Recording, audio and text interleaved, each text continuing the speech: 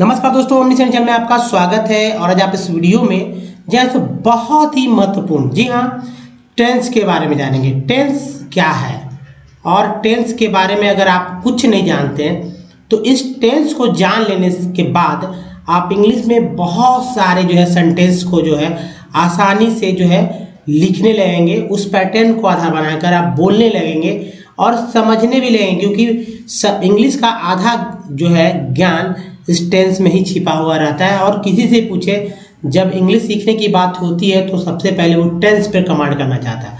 दोस्तों, अगर आप क्लास, जी हाँ, क्लास ऑफ 5 to 12 है, जी हाँ, 5 to 12 है, 5 से लेकर 12 के बीच में है, आप इंग्लिश मीडियम से पढ़ रहे हैं या फिर आपने हिंदी माध्यम से पढ़ाई की है और इंग्लिश में आप शुद्ध जो है बोलना चाहते हैं, लिखना सीखना चाहते हैं, तो इस वीडियो को छोड़िएगा नहीं, क्योंकि अगर आपने छोड़ा तो वाकई में ऐसा वीडियो कभी भी आपके सामने नहीं आया होगा।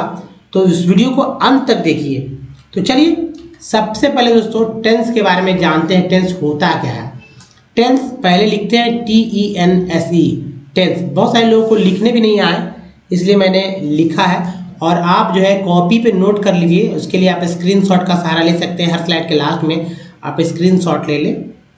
देखिए, TENSE को टेंस बोलते हैं और टेंस का जो हिंदी अर्थ होता है वो है काल।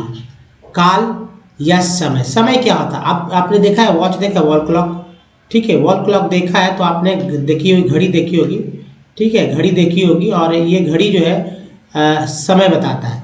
लेकिन काल क्या है? समय के, जो समय हमारा है उससे बहुत बड़ा एरिया है ना, मतलब कि समय से कह सकते हैं समय का बहुत बड़ा हिस्सा कालखंड के रूप में जाना जाता है। आप समझ चलिए, मुझे नहीं पता है लेकिन शायद आपको मैं बता दूं, जैसे कि आप जानते हैं कि 7 डेज को, जी हाँ, तो 7 डेज को कितना बोलते हैं? 1 वीक बोलते हैं कि नहीं है? फिर देखिए 30 या 31 डेज को, ठीक है, 31 डेज को 1 मंथ बोलते हैं।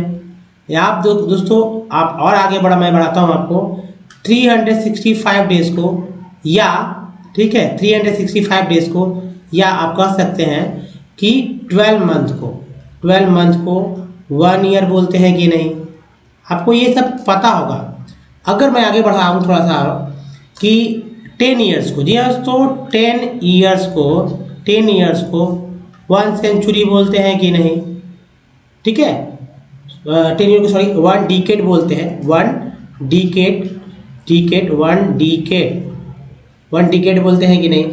और इसी तरह अगर 10 डिकेड्स की बात करते हैं, 10 डिकेड्स की बात करते हैं तो उसको क्या बोलते हैं? 1 सेंचुरी। अब देखिए, इतना तक अगर आपको पता है तो अच्छी बात है, और नहीं पता है तो इसे आप कॉपी पे लिख लीजिए, क्योंकि ये बहुत काम का है। अगर आप छोटे हैं तो भी काम का है, बड़े हैं तो भी काम का है, क्योंकि इस तरह का आपको कोई जानकारी कहीं मिलने वाला नहीं है दोस्तों। तो ये जरिए अभी काल यही है कि जब सेंचुरी में बदलाव आता है ना तो वो काल हो जाता है। ये डिकेट्स में बदलाव आता है, डिकेट वाले एरिया को जो है काल कहते हैं। तो आप समझ चुके होंगे कि समय और काल में क्या अंतर है, इन दोनों में क्या अंतर है, ये आपने देखा समझा, ठीक है। और नहीं तो फिर से हमारे बात को सुनकर समझ लीजिए। तो चलिए, आप इसे नोट कर लिए हैं आप, तो अच्छी बात है। मैं अब आगे बढ़ता हूँ। अब दोस्तों सबसे इम्पोर्टेंट बात है कि टेंस जो है, ये टेंस जो आप देख रहे हैं, इसे कितने हिस्से में बांट सकते हैं हम लोग। देखिए, एक तो प्रेजेंट टेंस होता है पहला। दूसरा दोस्तों, प्रेजेंट टेंस को देखिए, प्रेजेंट टेंस को वर्तमान काल कहते हैं, यानी कि अभी से जोड़ा जाता है समय। वो समय जो है, अभी का जो समय चल रहा है वो वर्तमान में आता है, प्रेजेंट टेंस होता है। दूसरा जो है दोस्तों हिस्सा पास्ट टेंस है, यानी देखिए भूतकाल से जोड़ा जाता है, जो कि आपका बीत गया, ठीक है, बीत गया, जो बीत गई वो बात गई, है ना। तीसरा जो है फ्यूचर टेंस है। देखिए, फ्यूचर टेंस है यानी भविष्य के बारे में, भविष्य काल के बारे में। तो ये समय नहीं है, ये कालखंड है, ठीक है, ये कालखंड है। सबसे जो महत्वपूर्ण मैं बताऊं कि आपको अगर कोई सबसे ज़्यादा इम्पॉर्टेंट है हमारे लिए, आपके लिए, तो वो है दोस्तों पास्ट टेंस। जी हाँ दोस्तों, पास्ट टेंस, जिसे भूतकाल भी कहते हैं, ये सबसे इम्पॉर्टेंट है और मैं इसे सबसे पहले बताऊंगा। क्योंकि अगर आपने पास्ट टेंस पे कमांड कर लिया ना तो समझिए कि आपको टेंस आ गया, आपको ग्रामर आ गया, टेंस आप सीख गए, क्योंकि फ्यूचर में तो कुछ है ही नहीं, पास्ट और प्रेजेंट ही जो कुछ है। ठीक है, सबसे ज़्यादा हम लोग बात किस चीज़, मान लीजिए अगर दो व्यक्ति बात करते हैं, एक व्यक्ति यहाँ है, ठीक है, और एक व्यक्ति यहाँ है, दोनों बात जब करते हैं तो क्या बात करेंगे? अभी के बारे में तो मान लीजिए कि 2 मिनट से 10 मिनट बात करेंगे, 10 मिनट, लेकिन उनके पास समय नहीं है। लेकिन पीछे के बारे में तो 100 घंटा भी बात कर सकते हैं। ठीक है ना, 100 घंटा भी बात कर सकते हैं। मतलब बहुत कुछ है बोलने के लिए, समझने के लिए, कहने के लिए पास्ट टेंस में। बात समझ रहे हैं? आप हमसे सहमत हैं या नहीं? आप मुझे कमेंट कीजिए। और सबसे बात दोस्तों, नीचे आप जी आप अगर यहाँ तक है और आगे भी आप जानना चाहते हैं कि किस तरह से टेंस को बहुत अच्छी तरह समझ सकते हैं, तो आप देखते रहिएगा।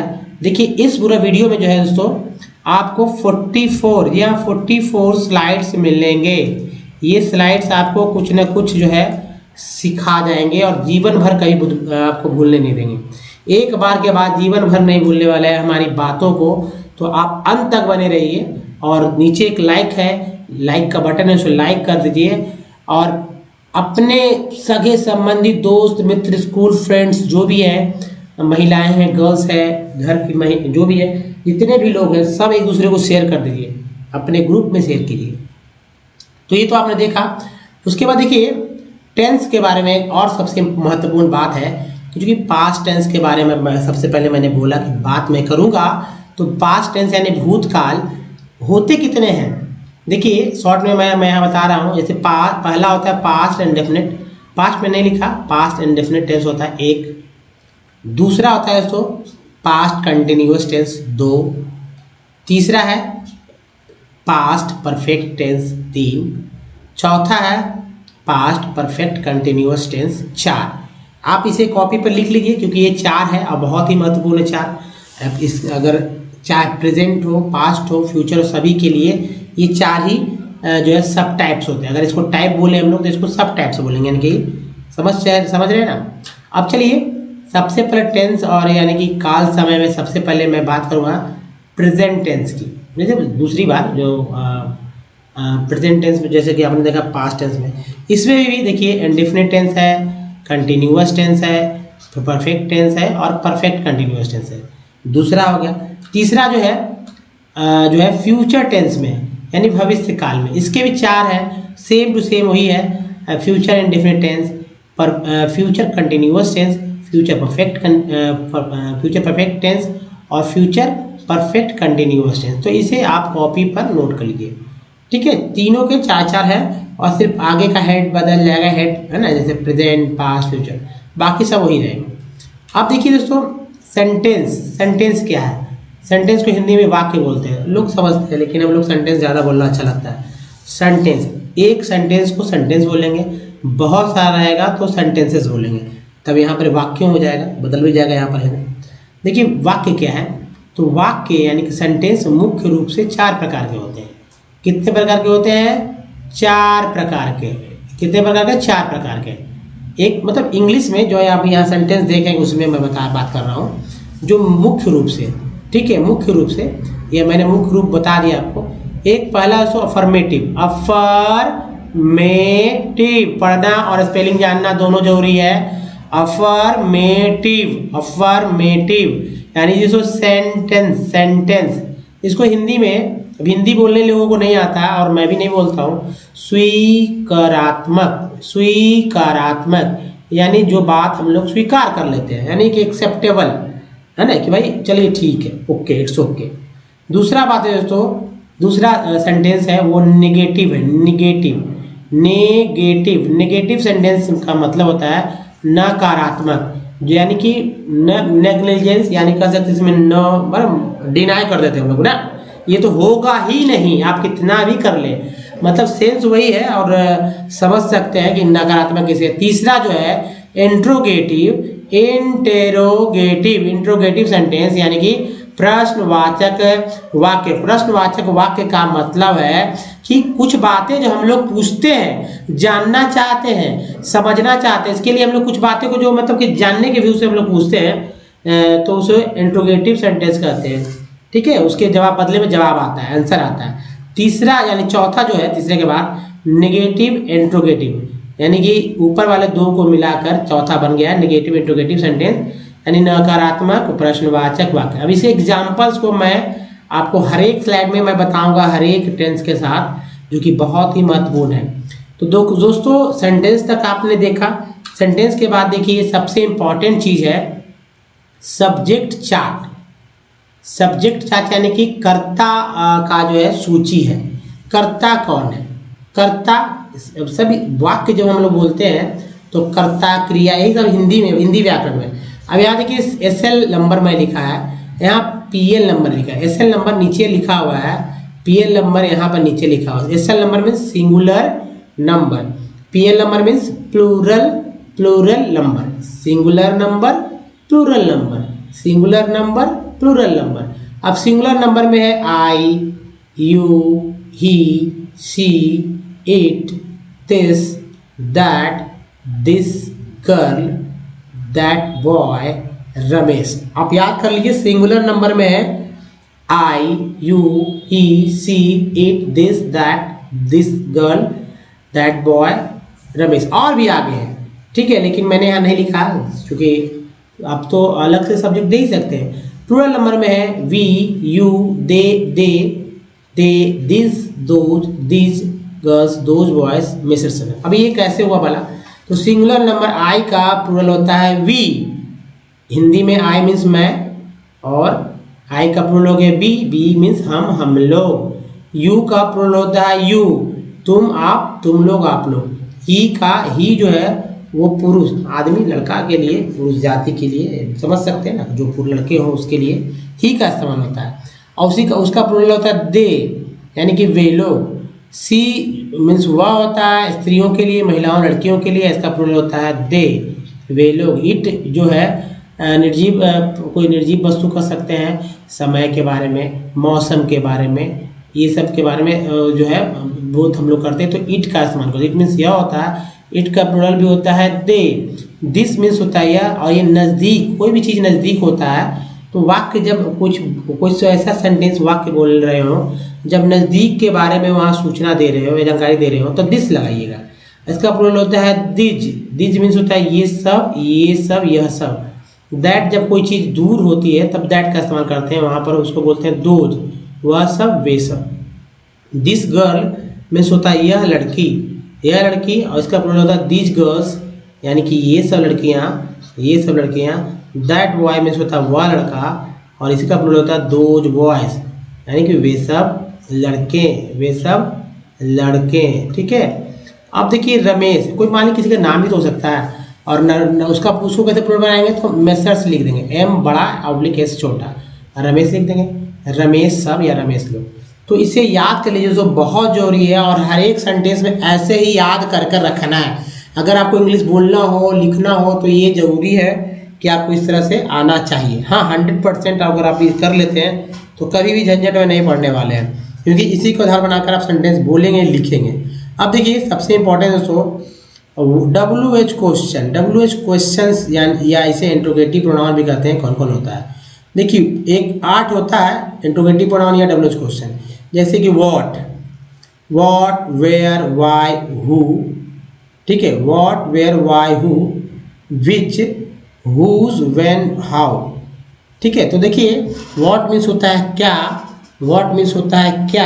वेयर मीन्स होता है कहाँ, वाई मीन्स होता है क्यों, हु मीन्स होता है कौन। अगर अफर्मेटिव सेंटेंस बनाएंगे तो हु जो है वहाँ पर अफर्मेटिव में भी लगेगा, लेकिन वो हु जो है जो हो जाएगा, ठीक है, जो हो जाएगा।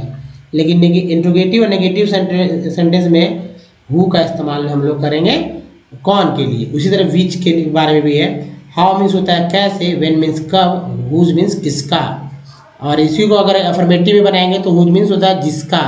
तो ये तीन चीज़ हु, विच और हुज के बारे में स्पेशल रूप से अलग बात है, तो इसको याद रखना है। हर एक सेंटेंस के साथ इसको जोड़ कर बनाइए। देखिए अगर बोलना सीखना है, अपने ज्ञान को बढ़ाना है, तो इन्हीं क्वेश्चंस को अपने आप से करिए, और वही जब अपने आप से करेंगे तो दूसरे से भी तो यही करेंगे ना, तो इसको आप अच्छे से करें।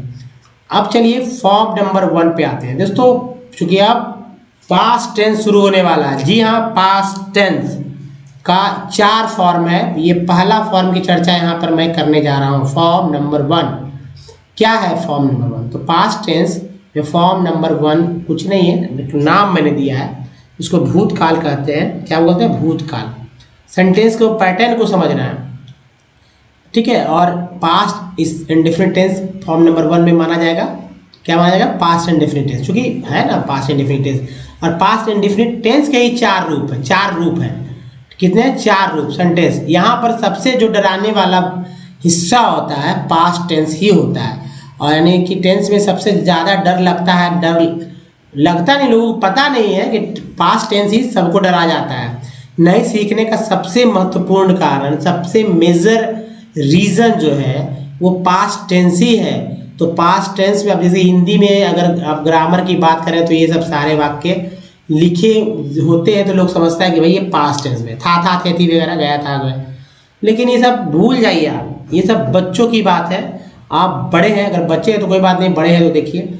अब सबसे पहले एक चीज़ याद रखिए पास्ट इंडेफिनिट टेंस के फॉर्म नंबर 1 में कि अफर्मेटिव सेंटेंस जब बना रहे हो तब सब्जेक्ट लिखेंगे और उसके बाद V2 लिखेंगे। अब इस सब्जेक्ट V2 क्या होता है, इस बात को समझिए। एक बात है, अगर मैं बोल दूँ कि V1 है, मैं बोल दूँ कि V2 है, मैं बोल दूँ कि V3 है, मैं दोबारा कम बोलूँगा, आप यहाँ समझ लीजिए। तो जैसे मान लीजिए कि मैं कह दूँ कि भी का मतलब होता है वर्ब, तो ये वर्ब का पहला रूप है गो, यानी कि V2 का मतलब होता है जैसे क्या, गो का दूसरा रूप क्या है? दूसरा रूप होता है वेंट। अगर मैं बोल दूँ इसका तीसरा रूप क्या है, तो तीसरा रूप है गॉन। तो जैसे वो गो, वेंट, गॉन। तो हर एक वर्ब का V1, V2, V3 और V4 भी होता है, लेकिन V3 इंपॉर्टेंट है 1, 2, 3 तक। तो गो, वेंट, गॉन याद रखना होगा। इसका एक चार्ट होता है, आप हमारे पुराने वीडियो को देखकर सीख सकते हैं। कहीं से भी आप इंपॉर्टेंट ले सकते हैं जो कि आप दिन भर में बोलते हैं। ये पास्ट फॉर्म ही V2 ही हम लोग का इस्तेमाल करना है ना, V2 इस्तेमाल करना है। गो और वेंट, गॉन का नहीं, वेंट का इस्तेमाल करेंगे जाने के लिए, ठीक है। जैसे ये है, मैंने जाता था, जाया करता था, तो खाता था, खाया करता था, ऐसे भी तो रोता था, रोया करता था, हंसता था, ऐसा करता था। कहीं देखिए पूरा टेंस जो है वो वर्ब पर ही है। अगर आपको वर्ब जितने सभी लोगों को अधिक से अधिक वर्ब याद रहेगा तो वो उनके लिए मतलब कि इंग्लिश तो आपको उनके लिए बाएं हाथ का जरूर मतलब कि वो है। हिंदी से भी बहुत हिंदी से भी बहुत आसान है ये इंग्लिश, लेकिन थोड़ा सा बात समझना होगा। आपने समझा अफर्मेटिव में कि V2 लगाएंगे। अब देखिए V2 तो अफर्मेटिव में लगाएंगे, लेकिन नेगेटिव अगर पास्ट इंडेफिनिट टेंस का अगर निगेटिव इंट्रोगेटिव सेंटेंस बनाएंगे तब वहाँ ये V2 नहीं V1 का इस्तेमाल करेंगे। यस, तो V1 का इस्तेमाल करेंगे, सब्जेक्ट के साथ V1 का इस्तेमाल करेंगे। और डू देखिए नेगेटिव यहाँ पर नेगेटिव हो, इंट्रोगेटिव हो या नेगेटिव इंट्रोगेटिव हो, अगर WH क्वेश्चन मतलब कि मतलब कोई भी बना रहे हो वाक्य, उसमें डू नहीं लगाएंगे। पास्ट में सभी जगह डिड का प्रयोग करना होगा। जैसे अब एग्जाम्पल देखिएगा, सभी जगह डिड का इस्तेमाल होता है। बारी बारी देखिए, जैसे अफर्मेटिव का सेंटेंस है। अफर्मेटिव सेंटेंस में मैंने बोला कि सब्जेक्ट के साथ V2 लगाएंगे, पास्ट टू यानी वेट। तो थिंक का होता है थॉट, V2। तो आई थॉट, V2 हो गया आई थॉट यानी मैं सोचा। अगर नेगेटिव की बात करते हैं तो देखिए डू के जगह डिड लग गया है, यहाँ पर डिड, मैं डिड लगाता हूँ। आई डिड नॉट थिंक, जो कि नॉट लगेगा ये नेगेटिव है, मैं नहीं सोचा। इंट्रोगेटिव में अगर मैं आता हूँ तो डिड आई थिंक हो जाता है, डिड पहले ही लगता है। इंट्रोगेटिव का सेंटेंस कैसे बनता है तो पता ही होगा, नहीं तो हमारे पुराने वीडियो को देखिए। जितना अगर देखना है दोस्तों तो हमारे यूट्यूब के प्लेलिस्ट में जाइए। एक प्लेलिस्ट होता है, आप लोग को पता होगा, और प्लेलिस्ट में बना हुआ ओमनीसेंट इंग्लिश, वहाँ पर डे 1 से देखिए कमाल के दिया दोस्तों। मतलब कि 29, जी हाँ 29 मिलियन, जी हाँ 29 मिलियन व्यूज़ है हमारा पहला वीडियो का। इसलिए मैं पहले और भी टॉपिक्स पे ध्यान देता था और अभी भी देता हूँ, लेकिन सबसे ज़्यादा तो मैंने ध्यान दिया इंग्लिश पे उसी वजह से, क्योंकि हमारा पहला वीडियो 29 मिलियन प्लस जो है लोग देख चुके हैं। जाहिर सी बात है 29 मिलियन बहुत होता है, एक दो लोग नहीं होते, करोड़ में चल जाता है ये।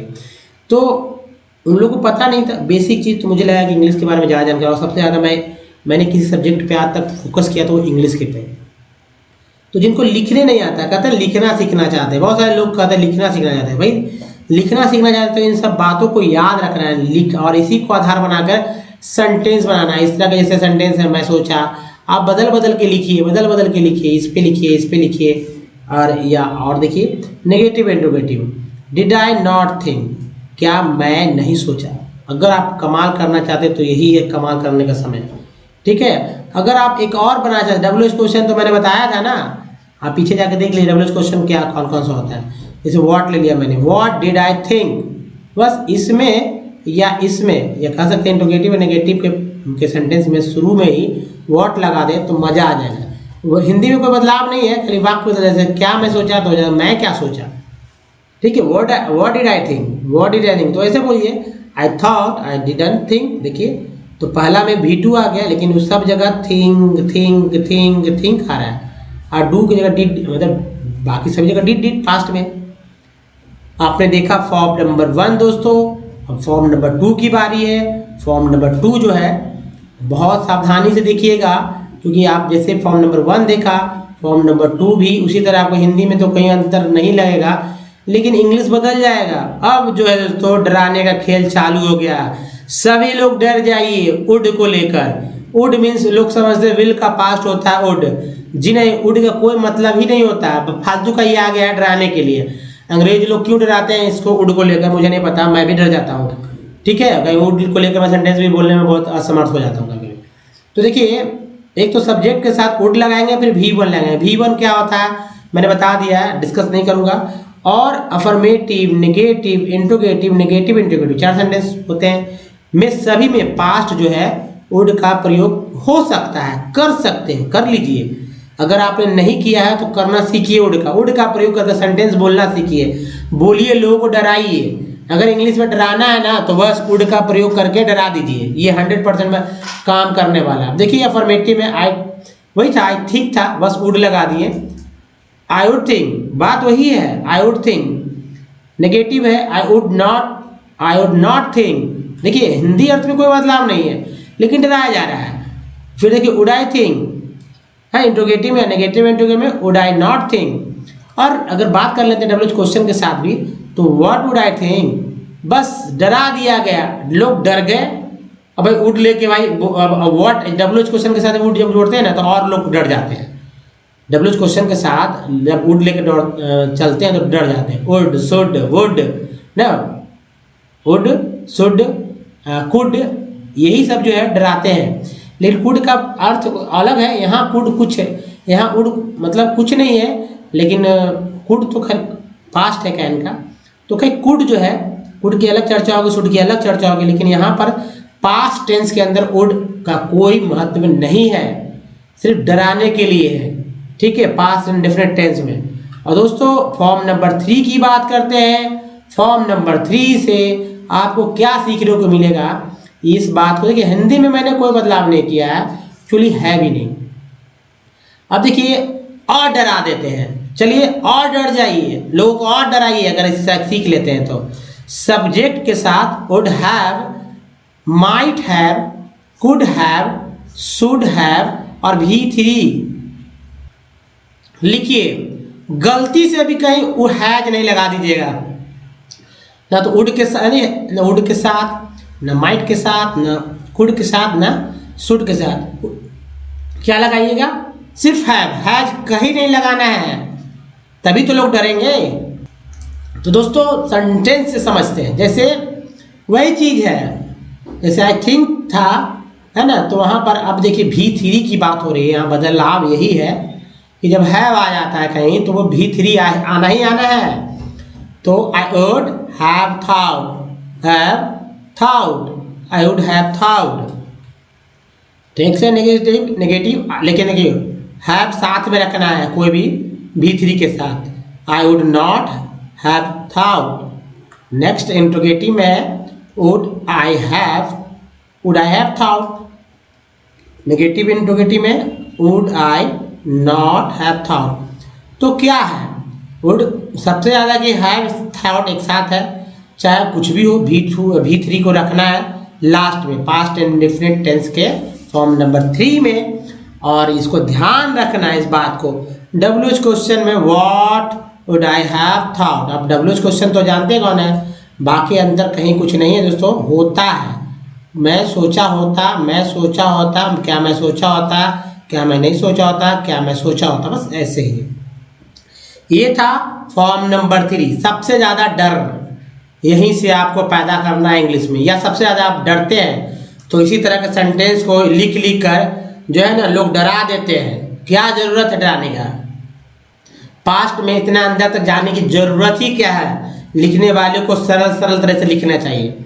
चलिए अब जो है तो फॉर्म नंबर 4 की मैं बात कर लेता हूँ, जो कि पास्ट टेंस। जी हाँ, पास्ट टेंस से फॉर्म नंबर 4 पास्ट इंडेफिनिट के तहत हिंदी अर्थ में कोई विशेष खास अंतर नहीं, लेकिन देखिए इस फॉर्म में पास्ट इंडेफिनिट के फॉर्म नंबर 4 में सिर्फ अफर्मेटिव और नेगेटिव होगा।